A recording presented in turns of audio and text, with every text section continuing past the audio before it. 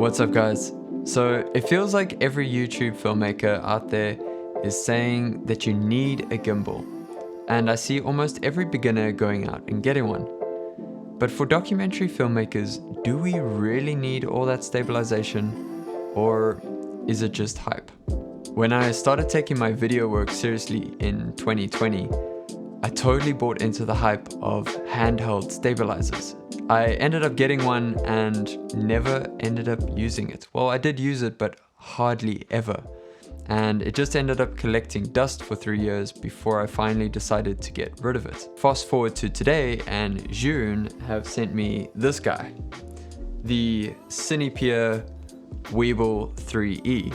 And I actually really like it. Just maybe not for documentary style filmmaking. So that's what we're going to be chatting about today.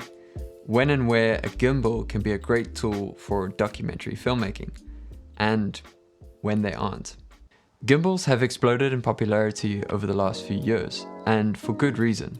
They can really give your footage a super clean, polished, professional look that many filmmakers are going for, and have become an essential part of any filmmaker's toolkit. But in documentaries where spontaneity and authenticity are king, is a gimbal really the right tool for the job? As someone who's been making films professionally for the last 5 years and have only recently started using a gimbal for some jobs, I've been exploring this question firsthand and have discovered some really interesting pros and cons along the way. So first of all, let's talk about the benefits of using a gimbal in documentaries. The most obvious advantage is the smooth, cinematic, polished look that it can give your footage.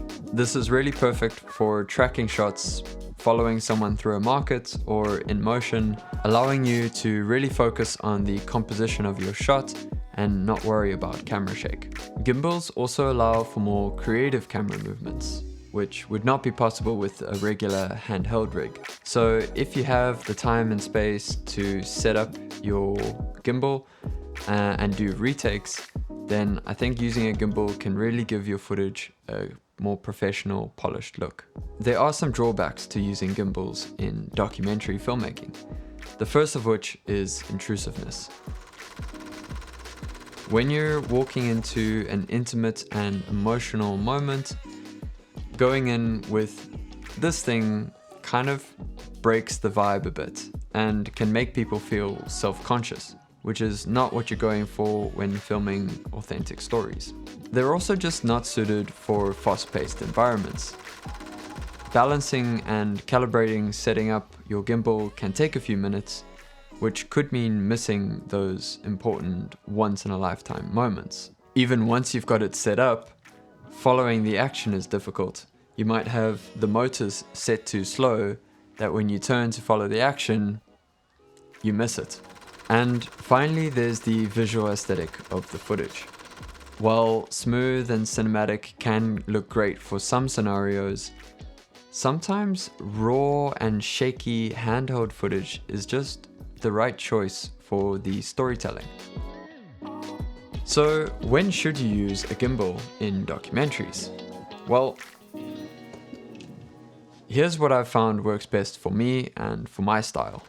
Controlled scenes like interviews or corporate videos where a subtle push-in or addition of motion can add visual interest.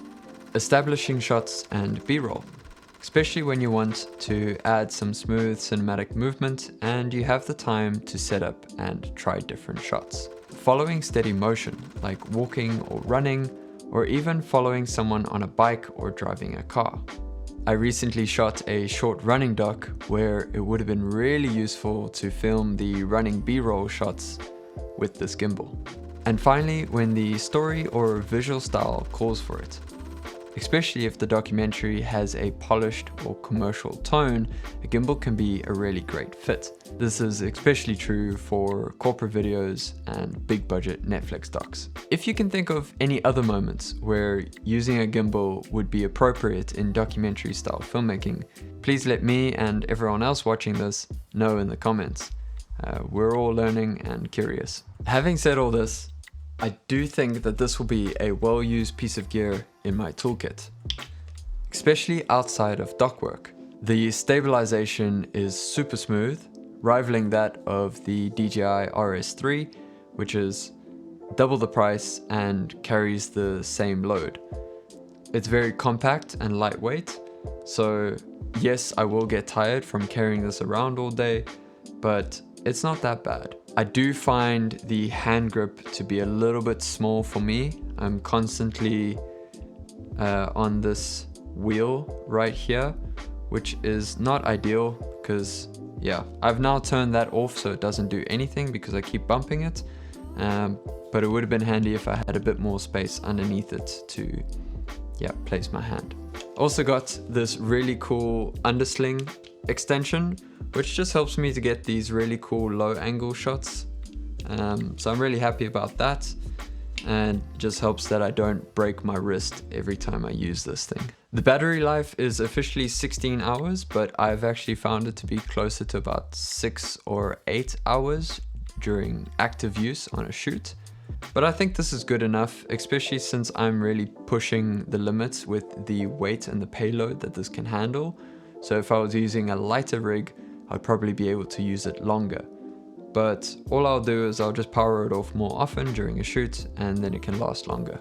And unfortunately, there's no mounting points. So the only thing I can add is this extension, but I can't add a monitor or follow focus or anything like that. So that's pretty much the only limitation that I have with this gimbal. But otherwise, yeah, pretty happy with it. Alright, so we've discussed the pros and cons of using a gimbal in documentary filmmaking. But what are the alternatives?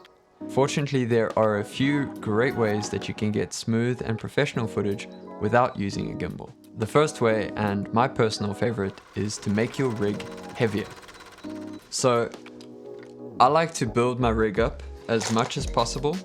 A lightweight rig will always show your micro jitters from your hand. Even if you have steady hands, you're always going to be shaking just a little bit. So building up your camera as heavy as possible can really help to reduce that. And they can make your handheld footage look way more natural and pleasing. Additionally, you can use a top handle and let gravity do the work for you. Just make sure that your rig is well balanced. This works especially well for heavier rigs, like we just discussed. Next are tripods and monopods. These are a staple in any filmmaker's toolkit, and there's a good reason for that. Locked off static shots can really help with the storytelling. They can give a sense of stability and peace, and help to slow down the story when needed.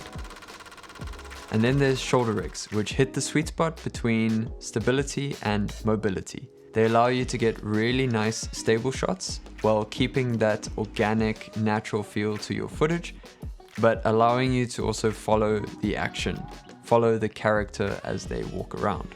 And lastly, there's camera saddles, which have recently made a huge rise in popularity. A camera saddle can really help to take the load off of your arms and your wrist, especially when operating a heavier rig. And they can keep your camera just as stable as a shoulder mounted rig, but can offer you way more versatility, as you can go from your shoulder to your waist, or even put it down on the ground as a pillow for your camera. I hope you're finding these tips and advice helpful. If you are, give this video a thumbs up and consider subscribing for more useful documentary videos like this one. So to answer the question, do gimbals have a place in documentary? I think they're great for corporate videos covering events or filming anything fiction. But when you want to make an authentic verite style documentary in an unpredictable, fast-paced environment, then I would rather use a heavier rig and shoulder mount it or use it with a camera saddle to get that more smooth and organic look to my footage. Alright guys, that's it for today. I hope you've enjoyed this video, and I'll see you in the next one.